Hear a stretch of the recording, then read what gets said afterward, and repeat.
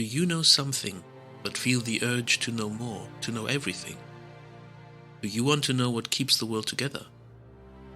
Have you studied philosophy, theology, law, physics with the best of intentions? Yet in the end you stand there as wise as before? Then you are probably embodying parts of a character that Johann Wolfgang Goethe did certainly not invent, but perfected and brought to stage in German 19th century, Faust. You probably have heard of Dr. Faustus, or to be more precise, the tragical history of Dr. Faustus by Renaissance rival playwright to Shakespeare, Christopher Marlowe, at least according to the undoubtedly serious source Shakespeare. But who is Goethe, and why should we care? I mean, just because Nietzsche described Goethe as the only example of the Übermensch?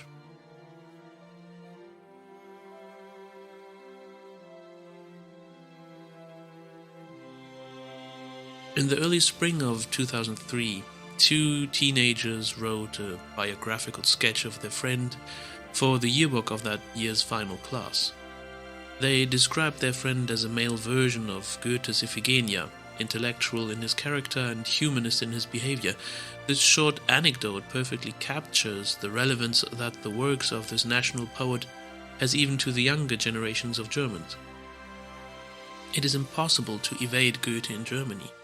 He is part and parcel of German education, so much that high school teenagers borrow from his work to describe one of their friends. And that is both very telling about Goethe and the Germans. But I digress, and I have to apologize, I haven't introduced myself yet. I'm Charlie Brown. No, not really, but for the sake of simplicity and recognizability I'll stay with that name, because it's my nom de plume, my alias at a digital place called the Bridges of Meaning Estuary. If you've never heard of Bridges of Meaning or the Estuary, you will most certainly not understand why a video of John Vervaeke and Michael Martin, together with Nate Heil, talking about Goethe and Hermeticism triggered me to begin this podcast series at all. But don't worry, this series will not be about relevance realization, value hierarchies, reciprocal opening, or other such strange and wonderful terms. Or maybe it will be to you, after all.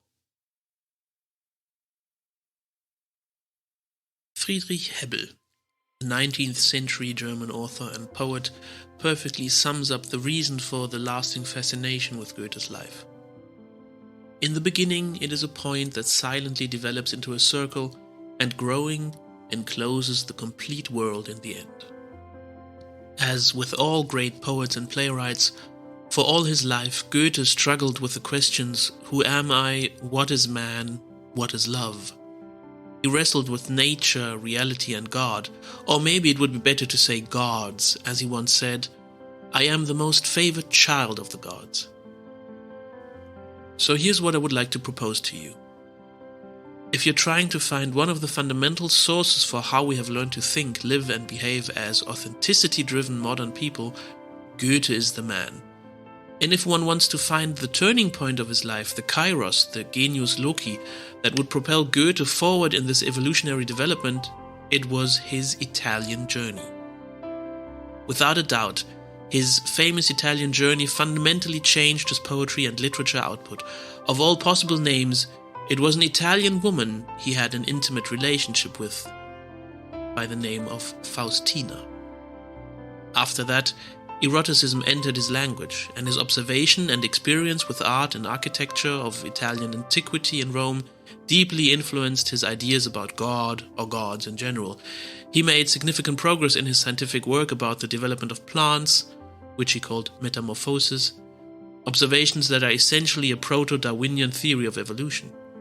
The observations about colors in Italy contrasted with his color experience in Weimar was relevant to his work on the so-called Farbenlehre.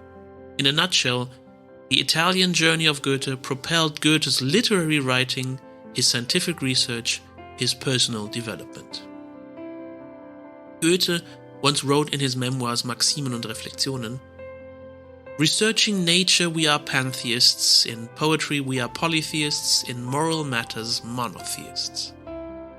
If that last quote sparked your interest, you're not only still listening to me, but maybe are already a member of the Bridges of Meaning Discord server. So let me take you through a journey of mine with one of the greatest, if not the greatest poet and playwright in the history of German language. And maybe, just maybe, we'll catch a glimpse of the good, the true, the beautiful that he was looking for all his life and wrote down for ages to come.